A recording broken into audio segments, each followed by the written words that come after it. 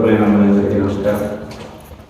చాలా కాలం తర్వాత మళ్ళీ సుందరకాండ, భగవద్గీత ఈ రెండు అధ్యయనం చేసేటువంటి అదృష్టం మనకు లభించినందుకు చాలా సంతోషిస్తూ మొదట సుందరకాండ, ఆ తర్వాత భగవద్గీత ప్రవచనాలు రెండు మనం ఈనాటి కార్యక్రమాలు చేసుకున్నాం.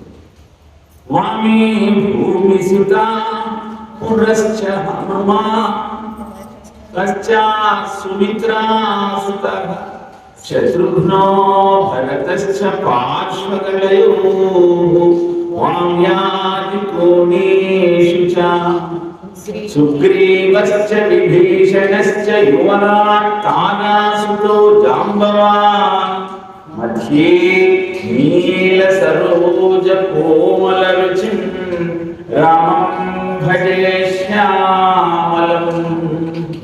రామావృకులు నీదు నామమునకుం రమ్యాంఘ్రి పద్మాలకుం శ్రీమన్మంజులమైన మేనికి ధనుల్లీలా కళాకేళికి నీ మర్యాదకు ధర్మనిష్టకు రసోద్వేలము నీగాధకు ప్రేమన్ నీ పరివారమంతటికి శౌరే రామచంద్ర ప్రభో శౌరే రామచంద్ర ప్రభో. మనోజవం మారుతతుల్యవేగం జితేంద్రియం బుద్ధిమతాం వరిష్టం వాతాత్మజం వానరయూధముఖ్యం శ్రీరామదూతం శిరసా నమామి. రామాయణంలో సుందరకాండకు ప్రత్యేకమైన ప్రాధాన్యత ఉంది. సుందరకాండ గురించి చెప్తూ సుందరే సుందరో రామ, సుందరే సుందరీ కథ, సుందరే సుందరీ సీత, సుందరే సుందరం వనం, సుందరే సుందరం కాపుడు, సుందరే సుందర కపి, సుందరే సుందరం మంత్రం, సుందరే కిన్న సుందరం అంటారు. అంటే ఎందుకు సుందరకాండకు ఆ పేరు వచ్చింది? న్యాయానికి సీతాన్వేషణ కాండలో ఏదో ఆంజనేయ కాండాన్ని పెట్టవచ్చు కదా. సుందరకాండాన్ని ఎందుకు పేరు పెట్టారు అంటే రాముడి యొక్క గుణగణాలను, రామ మాహత్యాన్ని సీతమ్మ రాముడిని వినిపిస్తుంది, సీతమ్మకు హనుమంతుడు వినిపిస్తాడు. అందుకే సుందరే సుందరో రామ. మరి ఆయన అజానుబాహుడు అరవిందదళాయ రాక్షణ గారు అంత అద్భుతమైన సౌందర్యమూర్తి రామచంద్రమూర్తి. ఆయన గురించి హనుమంతుడు సీతమ్మకు తెలియజేసినటువంటి కథా సంవిధానం కనుక దాన్ని సుందరకాండ అన్నారు. అంటే కాదండి, సుందరి సుందరి కథ.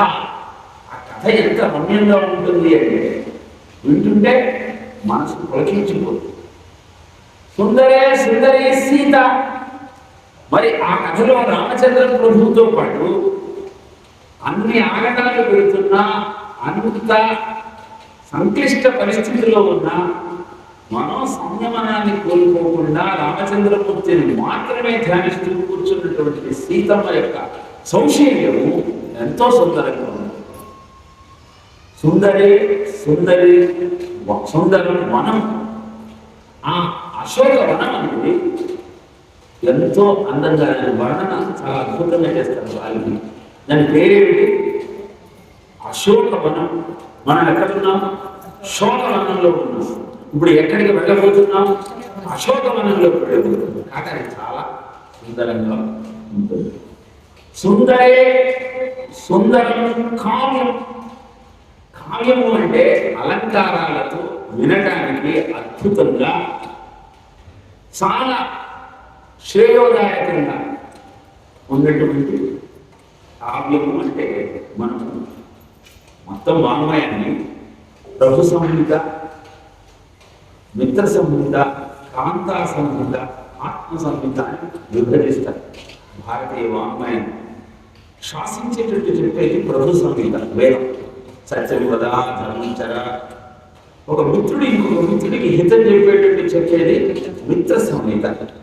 ధర్మాన్ని నమ్ముకున్నాడు, అర్జునంగా ఉన్నాడు. అలానే ఒక ప్రేయసి ప్రియుల సంభాషణలాగా సాగేటువంటి కాంతా సంహిత కావ్యం. అలానే సుందరి సుందర కపి. ఇక్కడ హనుమంతుడిని సుందరుడు అంటారు. మరి హనుమంతుడి యొక్క రూపవర్ణనం చూస్తే సుందరాన్ని ఎట్లా అంటారండి, మీరే బయలుదేరుతున్నారు అంటారు కదా. దానికి ఏమిటి వచ్చింది? సుందరి సుందరం మంత్రం. సుందరకాండంతా అనేక కోట్ల మంత్రముల యొక్క సమాహారం. ఒక కోరిక ఉన్నదనుకోండి, ఎలా తీర్చుకోవాలి అన్నది, ఇహాన్ని ఎలా పొందాలి అన్నది మనకు సుందరకాండం ద్వారా తెలియబడుతుంది. అది అక్కడక్కడ వచ్చినప్పుడు ప్రయత్నం చేస్తాను.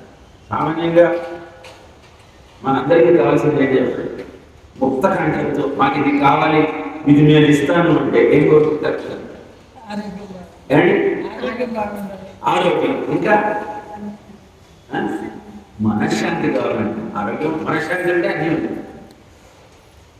మనోహి హేతు సర్వేషాం ఇంద్రియాణం ప్రవర్తతే శుభాశుభ అవస్థాసు తక్షమే శుద్ధి అవస్థిత. ఇది హనుమంతుడు చెప్పే శ్లోకం. ఇది కనుక ప్రతినిత్యం 108 సార్లు పారాయణం చేస్తుంది. పంచదార నైవేద్యం పెడితే మీ మనస్సు ఎప్పుడు ప్రశాంతంగా ఉంటుంది. ఎందుకు ఏమిటి అనేది ఆ కథా భాగం వచ్చినప్పుడు మీకు వివరించే ప్రయత్నం చేస్తారు. అలా మనకు మనశ్శాంతిని కలిగించేటువంటి మంత్రరాజాలు, కోరిన కోరికలన్నింటినీ తీర్చగలిగినటువంటి అద్భుతమైన మంత్రాలు దీంట్లో మనకు కనబడతాయి. సుందరి కిన్న సుందరం. సుందరకాండలో అందంగా ఉందని ఇది అంతా అద్భుతంగా ఉంది. సో ఇప్పుడు మనం ఏం నేర్చుకోబోతున్నామంటే ఒక అద్భుతమైన వాంగ్మయాన్ని తరతరాలుగా ఏ సమస్య వచ్చినా పారాయణ ద్వారా ఆ సమస్యకు పరిష్కారాన్ని తెలుసుకోగలిగిన అద్భుతమైన వాంగ్మయాన్ని మనం నేర్చుకోబోతున్నాం. ఈ పారాయణ చేసే క్రమం ఏమిటి అదంతా మళ్ళీ వచ్చే రోజుల్లో చెప్తాం. ఇప్పుడు సమయం పెట్టింది కాబట్టి ఆఖరి ఒక ప్రశ్నకి సమాధానం చెప్పి కథంలోకి మనం ప్రవేశిద్దాం. సుందరకాండగా పేరు ఎందుకు పెట్టారు అంటే, మంత్రశాస్త్రంలో హనుమంతుడి పేరు సుందరుడు.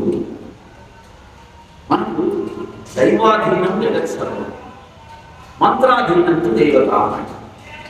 నిజానికి నరసింహస్వామిగా ఆరోగ్యం ఎందుకున్నది, హనుమంతుడిగా ఆరోగ్యం ఎందుకు, కృష్ణుడిగా ఆరోగ్యం ఎందుకున్నది, అలానే రాముడికి ఈ రూపం ఎందుకున్నది అని ప్రశ్నిస్తే దానికి సమాధానం ఉందండి. దేవతామూర్తులంతా మంత్రములకు రూపం కల్పింపబడినప్పుడు ఆవిష్కరింపబడేటువంటి అద్భుతమైనటువంటి ఆకారం. కనుక ఆ మంత్రము యొక్క అనుష్ఠానం చేసేటప్పుడు ఆ దేవత యొక్క రూపాన్ని తన విధంగా హనుమంతుడికి ఎన్ని రూపాలు? పంచముఖాంజనేయుడు, వీరమాంజనేయుడు, అభయాంజనేయుడు, ఇవన్నీ ఒక్కొక్క మంత్రం ద్వారా ఏర్పడిన ఒక్క రూపం. కాబట్టి ఆ విషయాలన్నీ కూడా మనకు కథా సంవిధానంలో వచ్చినప్పుడు మీకు చెప్పే ప్రయత్నం చేస్తారు. ఇక కథలోకి ప్రవేశిస్తే మీకు అందరికీ రామాయణ కథ తెలుసు. సీతమ్మను రావణాసురుడు అపహరించుకుని వెళ్ళి, అలా సీతమ్మను అపహరించిన రావణాసురుడి యొక్క జాడ తెలుసుకొని తిరిగి సీతమ్మ యొక్క జాడను రామచంద్రమూర్తికి తెలియజేయాలనే సంకల్పంతో సుగ్రీవుడి సైన్యాన్ని నలుదిక్కులకు ప్రయాణం సాగించాడు. దక్షిణ దిక్కుగా అంగదుడి నాయకత్వంలో హనుమత్, సుషేనుడు, జాంబవంతుడు వీళ్ళంతా వస్తారు. అంతా వెతుకుతారు, ఎక్కడ కనబడదు. తర్వాత సంపాతి వల్ల వారికి తెలుస్తుంది. లంకలో సీతమ్మ ఉన్న సంగతి. ఇప్పుడు 100 యోజనాల సముద్రాన్ని దాటితే కానీ లంకలోకి ప్రవేశించలేదు. ఎవరు 100 యోజనాల సముద్రాన్ని దాటగలరు అని వానర యోధులంతా సమాలోచన చేస్తున్నటువంటి సమయంలో హనుమంతుడు మాత్రం ఒక ఊళ్ళో కూర్చుంటాడు. దాని వల్ల ఏమీ కాదు. అందరూ ఒక్కొక్కడి చెప్తుంటే నేను 50 యోజనాలు పోతాను, 70 యోజనాలు పోతాను, పోతానని తిరిగి రాలేదు అంటాడు జాంబవంతుడు. మరి ఎవరు చేయగలరు అంటే జాంబవంతుడే చెప్తాడు. హనుమంతుడు ఒక్కడే చేయగలరు ఈ పని. అప్పుడు వాళ్ళంతా హనుమంతుడికి ఈ కార్యక్రమం చెయ్యమని అభ్యర్థిస్తే ఆయన 100 యోజనాల సముద్రాన్ని దాటడానికి మనస్సులో దృఢమైన సంకల్పం చేసుకున్నాడు అన్న శ్లోకంతో సవేగమాన్ వేగ సమాహిత అన్న శ్లోకంతో కిష్కింధకాండ. ఇక మరి సుందరకాండ ఏ శ్లోకంతో ప్రారంభమవుతుంది అంటే